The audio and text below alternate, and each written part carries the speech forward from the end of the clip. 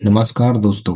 पूरी दुनिया में वर्ल्ड वॉर की अभी स्थिति छाई हुई है। वर्ल्ड वॉर 3 हो सकता है कि स्टार्ट हो जाए। लेकिन आप लोगों को क्या पता है कि ये वर्ल्ड वॉर क्यों और किस लिए स्टार्ट हुआ है? शुरू से मैं बताऊंगा, पूरा विस्तार से बताऊंगा, तो आप लोग इस वीडियो में बने रहिएगा। अभी जिस तरह यहाँ पर अमेरिका, इजराइल ईरान को मार रहा है, ईरान अभी लगातार दूसरे देशों को भी अटैक कर रहा है। यहाँ पर दुबई को भी यहाँ पर क्षतिग्रस्त पूरी तरह से पहुंचाने की कोशिश कर रहा है। पूरी दुनिया का अर्थव्यवस्था मतलब बिगाड़ने की ये लोग कोशिश कर रहे हैं सिर्फ युद्ध के कारण।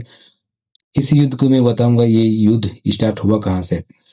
ईरान अपने यहाँ परमाणु बम बनाने की कोशिश लगातार कर रहा है, शुरू से ही कर रहा है, लेकिन अमेरिका बार बार इन लोगों को रोकती है कि आप लोगों को परमाणु बम नहीं बनाना है तो नहीं बनाना है, चाहे जो हो जाएगा।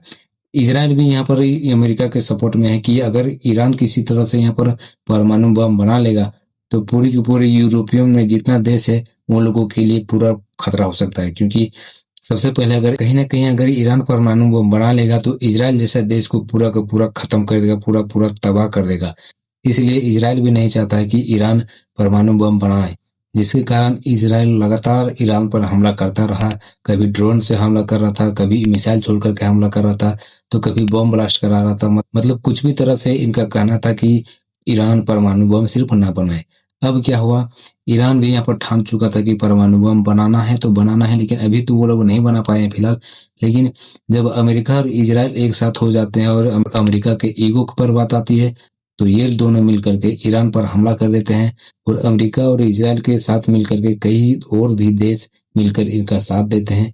इसके कारण ईरान भी इन लोगों को मुंहतोड़ जवाब देने के लिए अपने आप में सभी को यहाँ पर लगातार मारने की कोशिश कर रहा है। कभी दुबई पर हमला कर रहा है, तो कभी इजराइल पे हमला कर रहा है, तो कभी अमेरिका पर हमला कर रहा है। और भी बहुत सारे देश हैं, 8-9 देश पर लगातार ये ईरान हमला कर रहा है। चारों तरफ से अफरा तफरी मची हुई है। और अमेरिका का यहाँ पर दावा भी है कि यहाँ पर अमेरिका और इजराइल ने मिलकर के ईरान के यहाँ पर राष्ट्रपति को भी मार दिया, उनकी पूरी फैमिली को मार दिया।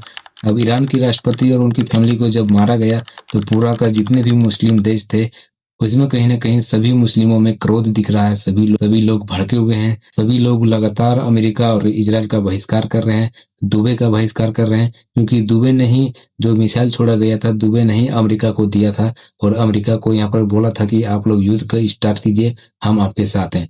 जिसके कारण अभी दुबई में अभी फ्यूल टैंक जहाँ पर फ्यूल का डिस्ट्रीब्यूशन होता है वहां पर भी यहाँ पर ईरान ने लगातार हमला किया है और वहाँ फ्यूल बेस जो है उसको भी उड़ा दिया गया है।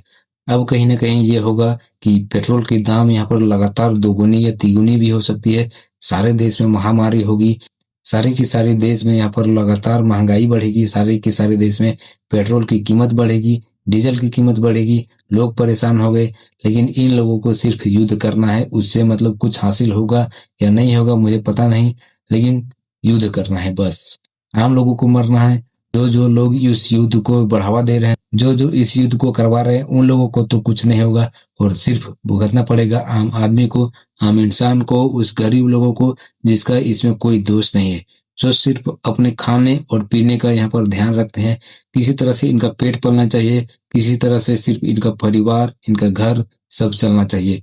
इन लोगों पर ज्यादा असर होगा। क्यों? क्योंकि महंगाई बढ़ जाएगी। इन्हीं लोगों पर आकर के वो बम गिरेगा, इन्हीं लोगों पर आकर के वो मिसाइलें गिरेगी, इन्हीं लोगों को चोट लगेगी, यही लोग मरेंगे, यही लोगों का नुकसान होगा, यही लोगों का महंगाई बढ़ेगी।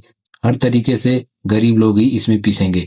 जो जो युद्ध करवा रहे हैं, जो जो राष्ट्रपति, प्रधानमंत्री जो भी हैं, जो भी इस युद्ध को बढ़ावा दे रहा है, उन लोगों का बाल भी बाका नहीं होगा। तो आम लोगों को इसमें भुगतना पड़ेगा, आम लोगों को ही ज्यादा परेशानी होगी। तो इस युद्ध को पता नहीं अब रुकेगा नहीं रुकेगा। थर्ड वर्ल्ड वार यहाँ पर होकर मानेगा, क्योंकि ईरान के साथ यहाँ पर रूस और चाइना भी खड़ा होने वाला है। और अगर चाइना और रूस ईरान के साथ अगर आ गए तो फिर थर्ड वर्ल्ड वार होने से कोई नहीं रोक सकता। मतलब पूरा दुनिया खत्म होने की कगार पर खड़ी हो जाएगी अगर थर्ड वर्ल्ड वार इस बार हुआ तो।